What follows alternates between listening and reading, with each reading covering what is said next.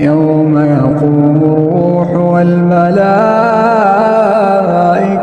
صفا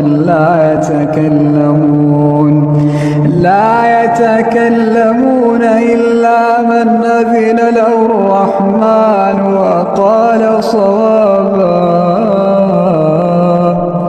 ذلك اليوم الحق فمن شاء اتخذ إلى ربه مآبا.